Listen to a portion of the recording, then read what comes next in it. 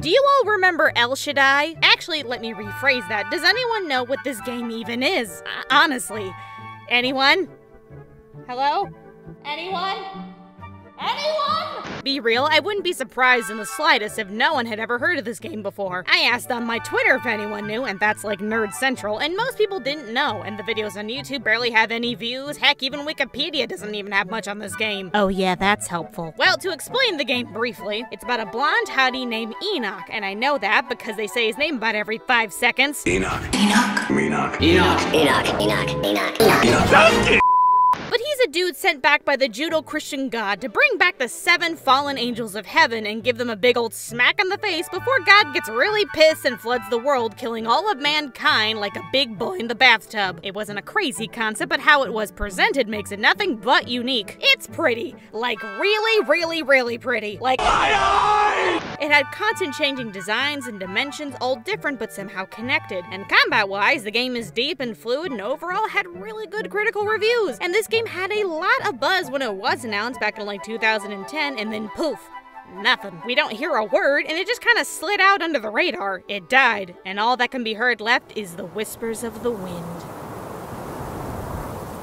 And denim jeans. So what the hecky happened? I'll be real, I'm not really sure. I didn't know about this game until years later, and after that, everyone else was like, who? The what? The hecky is El Shaddouk. Perhaps it's because of the niche audience it was made for? Like a combination of weeboos and artsy-fartsy people. The game is really odd if you ask me, because while it's creative, it ain't for everybody. I mean, you got a tan androgynous blondie in denim jeans fighting God knows what, a world right out of a fever dream, another mega super anime hottie talking to God on a cell phone and judges you the whole time, but he's a cutie, so I'll let it slide. Zero context for any of the stuff you see, and then,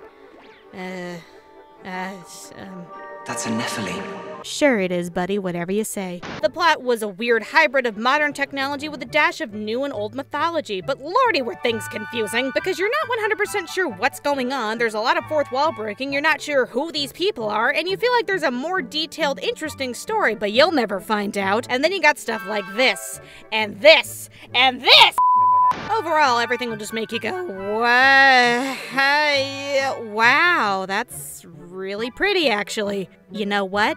This is okay. Name was kind of out there, too. El Shaddai, Ascension of the Mettaton. Okay, first of all, yikes, and second of all, what the hecky does that even mean? I know it's another name for God, but not many people are gonna know that off the bat. Like, even if you played the game, it's still kind of unclear. There is a lack of visual El Shaddais and Mettatons, so not a great start if you ask me. I get they wanted to stand out, but this is just overkill. Like, go with something simple or vague, something that would fit on one page preferably, like Flower, or Limbo, or Gun.